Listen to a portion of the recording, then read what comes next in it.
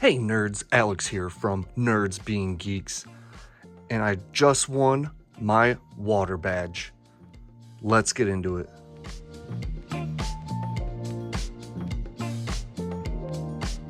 So I've started to attend a new GLC league. However, I'm not always able to go. It's kind of far away, it's about 55 minutes, but it's a lot of fun, and I must say, I've been humbled very much since going there. The first two times I went, my record was 1-1-1 both times, and I was playing against players that have like top 16 a regional, even if it was the senior division just this year. You're playing against people that follow, I would say, the meta a little bit more than what I was used to, and it really kind of opened my eyes to, I thought I was a pretty good GLC player, but I might have just been a big fish in a small pond, and going to a place that does follow the meta a little bit more, that just tears it up at regionals. Yeah, I got humbled.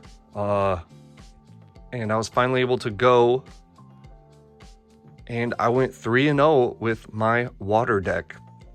Now, to be fair, the person that was top 16 at the regional was actually at another regional this weekend, so I didn't even get to face him, and there were a few other people that couldn't make it, but it felt good to get a win under my belt after going 1-1-1. There was only 4 of us at the beginning. Someone showed up late, so they just made them the bye for that first round, and yeah, we just continued on from there. Not a ton, well, maybe. This deck has gone through a little bit of a change. If it was the same one that I won my previous water badge with at a different shop, I wouldn't have spread all these out, but I did make some changes. Recently, I've added Lily's Determination. Shuffle your hand into your deck and draw 6 cards. If you have exactly 6 prize cards remaining, draw 8 cards instead. Just an absolute staple in every GLC deck, as it should be a staple. I've added Hilda. Search your deck for an evolution Pokemon and an energy card. I think Hilda is, or should be, a staple in any deck that requires evolution Pokemon. Some other things I have added were these awesome energy cards from the black and white set that came out in 2025. Love those water energy. On the Pokemon front, I've added Baxcalibur line, and I've taken out the Frostmoth. So when it comes to accelerating energy, I've done Baxcalibur because he can also attack. I mean, the whole family is not that bad. I mean, collect just to get a card, and then the Super Cold, just accelerate as much energy as you want from your hand to your Pokemon. And for 3 energy, it does 130. Can definitely help, and definitely use that attack. So that's 1 energy accelerator. And then I still play this Blastoise with Vitality Spring, where you can accelerate 6 of any energy from your deck to your Pokemon any way you like, however it ends your turn. So usually I don't tend to play, or I don't tend to use that ability unless I have some of my hitters out on the bench, or someone that can take a hit in the active. I mean, you can power up Kyogre for Dynamic Wave. I still play the Titan, so if it has a special energy, it does 220 damage. Inteleon, of course, and I still play the Special Waves Wailord, where it can do 240 damage if it has a special energy. So that Blastoise can accelerate water and special energy. Technically, it can accelerate any color energy.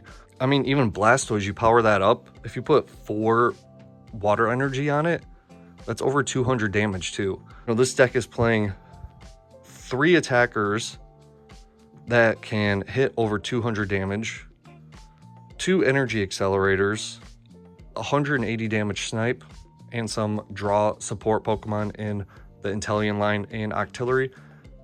And Inteleon can get in there and attack if it need be with 120 damage and 20 to the bench for only 2 energy. So I did pull off the Blastoise play when I had Wailord and Cetitan on my bench, and I said, okay, my turn ends, but let's see what you can do. I have a powered up Wail, I have a powered up Cetitan, and Blastoise with some energy on it. What do you want to do? I think that's a great spot to put your opponent in. And I've thought about putting in that Articuno that if it's in the active spot, your opponent can't use like a Guzma or a boss's orders. So they can't just boss something up even though you just ended your, you ended your turn without attacking. So I've thought about that. Haven't obviously pulled the trigger on it, but this deck performed really well tonight. So tonight I faced a grass deck and 2 psychic decks. One of the psychic was a psychic spread with the Lunana, the one that doubles up all the damage done on your opponent's Pokemon. And they start out with Mesprit that does like 20 to everything. And I just instantly put down Rough Seas and just started healing. And they could not bump my stadium, so that was pretty nice. They also played Dragapult with that ability that you flip a coin. If it's heads, negate all the damage done to it. So luckily rolled tails, so I was able to knock that out. Then the last deck was like a Munkidori psychic deck. I was happy with the turnout, and with coming in first place, I won this Team Rocket's Nidoking tin. Really cool. Love that. And a badge. They are also 3D printing badges. However, they didn't have one ready for me, and I'll just grab it the next time I'm in. And then they also started talking to me about December. They are having the end of their season, and I guess they're doing kind of like a conquest series where